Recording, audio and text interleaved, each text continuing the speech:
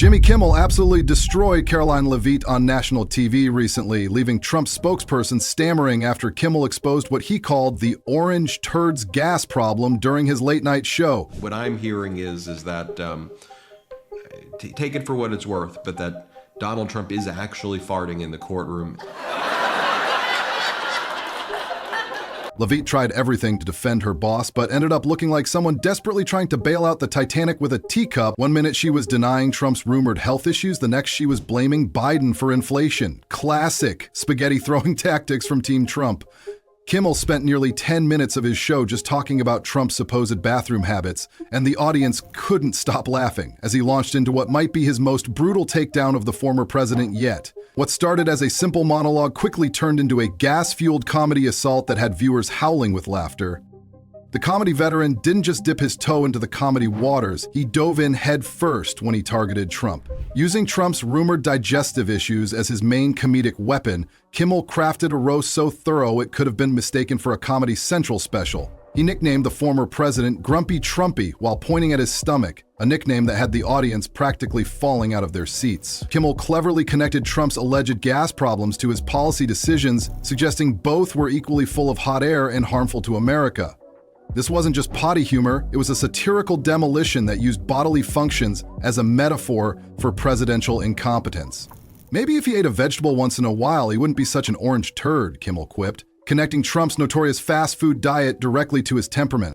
The audience erupted in laughter, but beneath the joke was a more serious critique of the former president's self-care habits and how they might reflect his overall approach to leadership.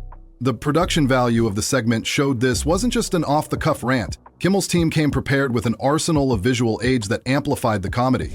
Graphics depicting Trump in unflattering situations flashed across the screen, while captions about executive time referenced past White House leaks about his unusual schedule. Kimmel's writers pulled out all the stops, even creating a fake doctor's note that mimicked the style of Trump's former physician Harold Bornstein. The note dramatically declared Trump the gassiest president in history, a parody that highlighted how Trump's actual health assessments have often seemed suspiciously glowing, despite visible evidence to the contrary. The comedian showed clips of Trump at various rallies, zooming in on moments when the former president appeared uncomfortable or shifting in place. Adding well-timed sound effects to these clips had the studio audience in tears as Kimmel narrated what he claimed might be happening behind the podium. The audience's laughter grew louder with each example, turning what might have been forgettable rally footage into comedy gold. What made Kimmel's approach particularly effective was how he used humor to cut through the carefully constructed image of Trump. While Trump's supporters have often portrayed him as the picture of health and vigor, Kimmel's roast suggested a very different reality, one where the former president struggles with basic self-care and physical comfort. The segment reached its comedic peak when Kimmel explored the implications of Trump's dietary choices. Rather than simply mocking his preference for fast food, Kimmel connected these choices to broader questions about Trump's decision-making abilities. If someone can't make healthy choices for themselves, the joke implied, how can they make good choices for an entire country? Throughout the nearly 10-minute comedy assault, Kimmel maintained a careful balance between outright mockery and pointed political commentary. The jokes about Trump's physical discomfort served as a gateway to more substantial criticisms about his presidency, character, and fitness for office.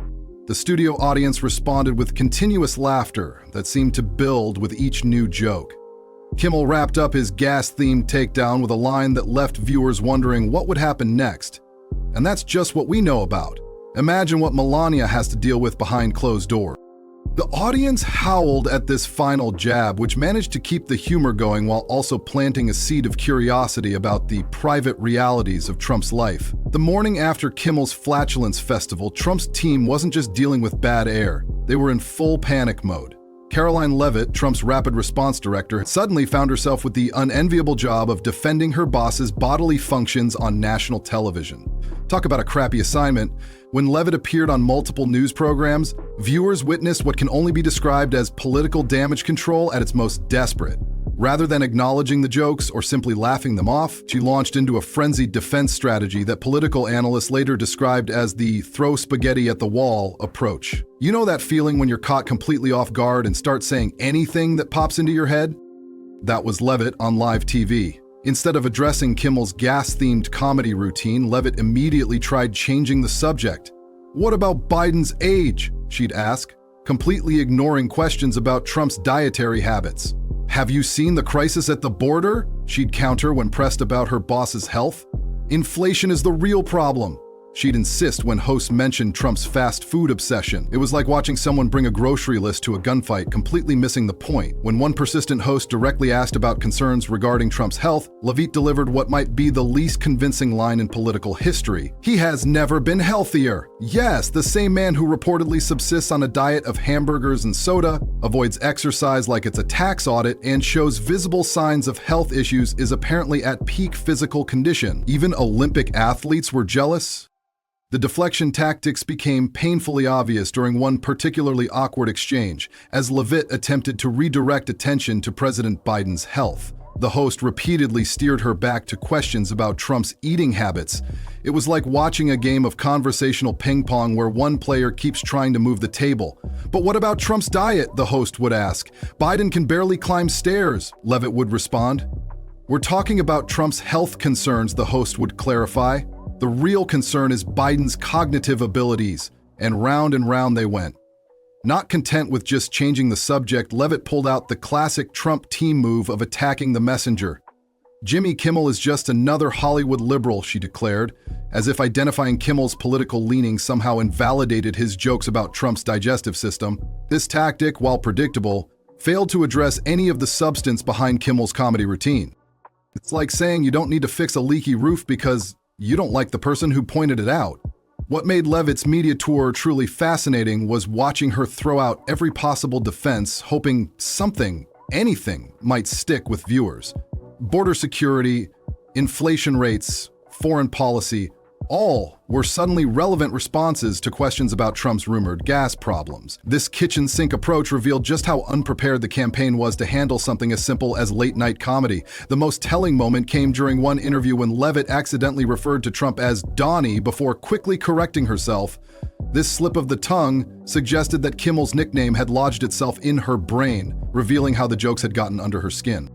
For a brief moment, viewers saw behind the curtain of political messaging to the human beneath, a spokesperson so rattled by comedy that she momentarily adopted the very nickname she was supposed to be fighting against. Ironically, Levitt's desperate defense strategy accomplished exactly the opposite of what was intended. By responding so frantically, she transformed what would have been a forgettable late-night comedy bit into a legitimate news story. Every denial, every deflection, every attempt to change the subject only drew more attention to Kimmel's original jokes. It's the political equivalent of trying to put out a grease fire with water, you just end up spreading the flames. By the end of her media blitz, Levitt had managed to do something Kimmel could never have achieved on his own. She turned a 10-minute comedy segment into days of news coverage about Trump's health, diet, and bathroom habits. What started as a few jokes on a late-night show had morphed into serious discussions about the former president's fitness and lifestyle choices. Reporters who might never have covered Kimmel's comedy routine were now asking questions about Trump's health that the campaign couldn't easily dismiss.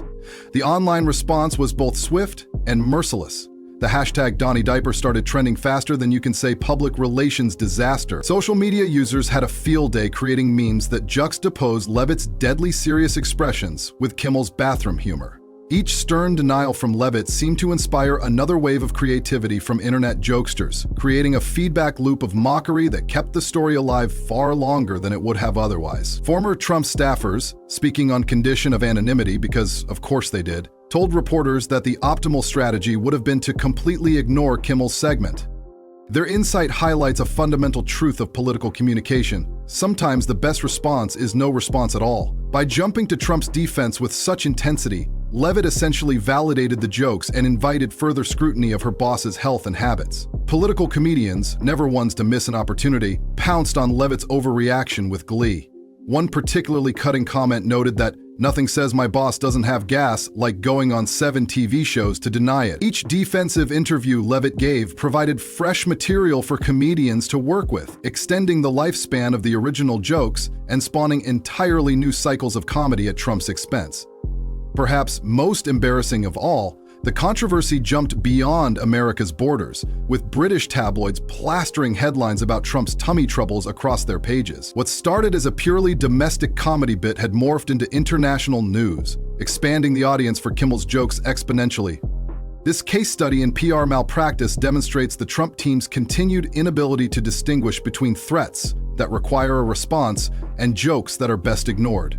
Their hair-strinctured defensiveness transformed a fleeting comedy moment into serious